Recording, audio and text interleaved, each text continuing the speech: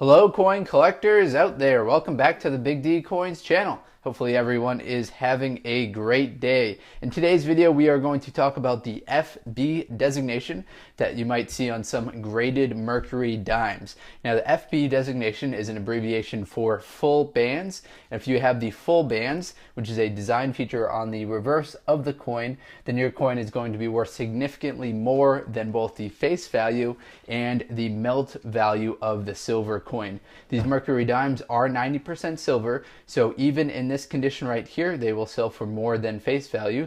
But if you have one that looks like this or possibly like this, it can be worth even more money. Now I know in yesterday's video I declared that I'd go back to my old style of talking about one specific year, and I started to do that. I did that for a few takes of today's video, in which I was talking about the 1916 Mercury dime, but most of the video I spent talking about the full bands designation so that your coin can get a sell for a very high premium. So I decided to kind of scrap that, start it over, and just make a video entirely about the full bands designation.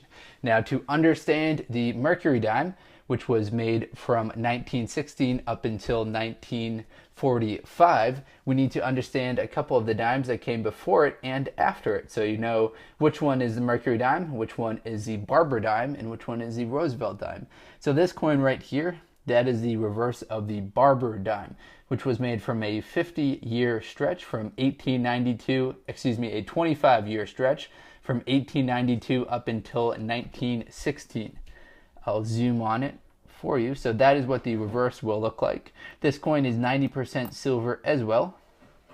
This one happens to be dated 1915, but it was made from 1892 until 1916.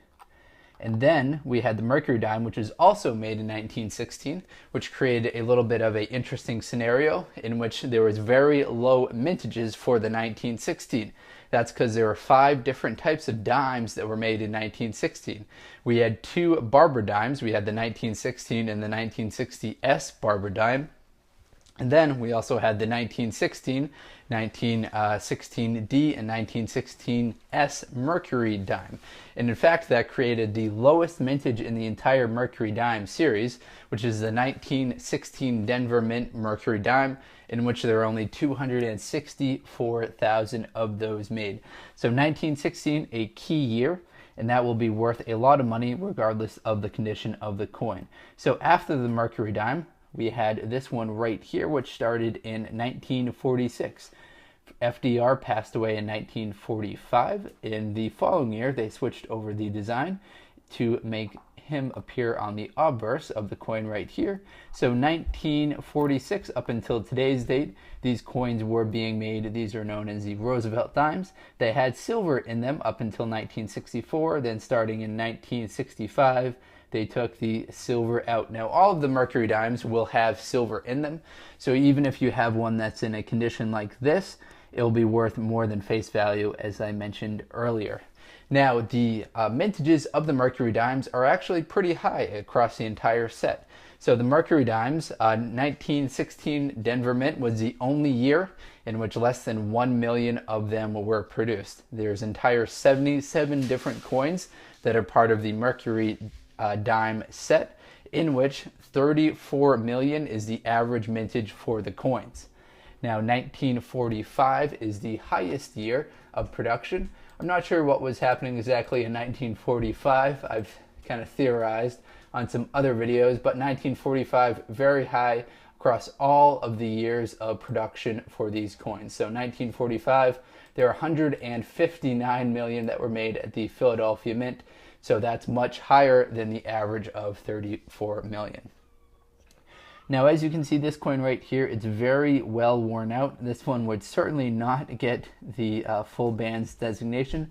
So this is kind of an extreme case of the wear and tear of the Mercury dime. We're going to focus in this video just on the reverse side of the coin.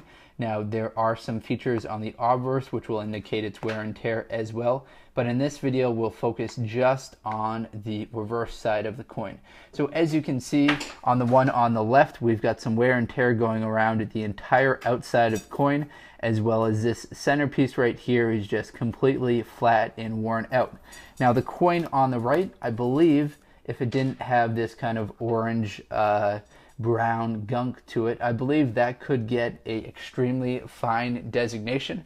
Extremely fine is the second best designation that you could get when grading a coin.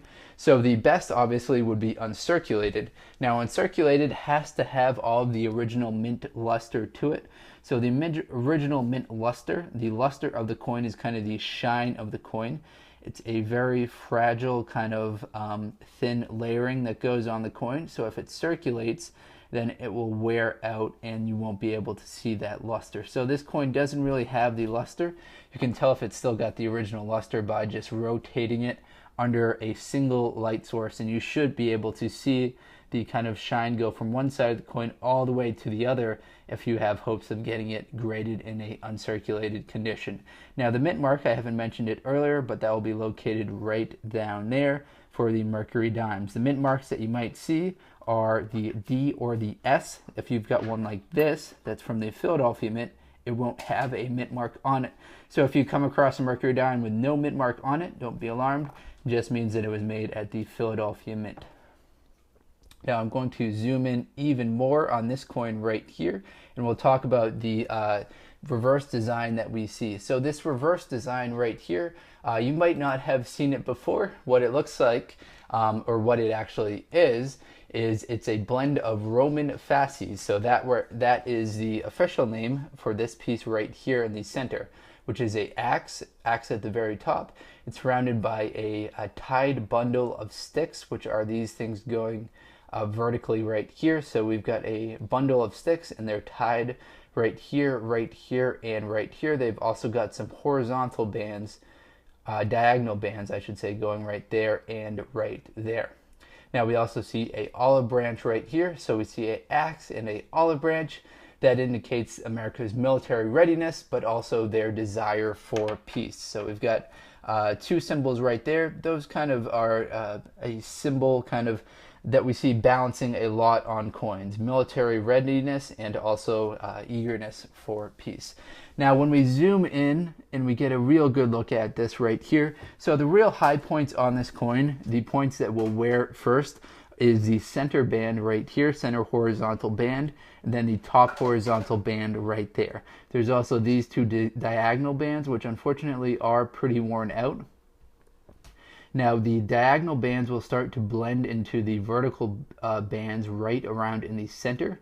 In the vertical bands in the second and the kind of the first couple over here on the right side, those will start to wear and tear first. So I believe this coin were to get a extremely fine condition, just because the wear and tear is limited to and isolated on both just a couple of the high points of the coin, and we've got a lot of the original full bands. So we see the bands going on this coin right here. So I believe this would still get that full bands designation, but if you've got more experience grading coins than I do, feel free to let me know your input. I'll also bring in this one right here to kind of give you some perspective on two different great looking Mercury dime coins right here.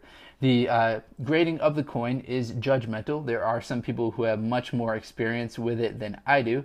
So if you're watching this video and you've got a lot of experience grading Mercury dimes or coins in general, feel free to let me know your opinion on these two right here. But hopefully you found this video informative. It tells you what to look for the full bands designation for the Mercury dime. So keep your eye out on the center band right here, the top band at the top right here, as well as these diagonal bands. Now if you have yours that's a little bit faded for the right two right there, it can still get that extremely fine designation. All right, everyone, thank you very much. Best of luck coin collecting out there. Enjoy.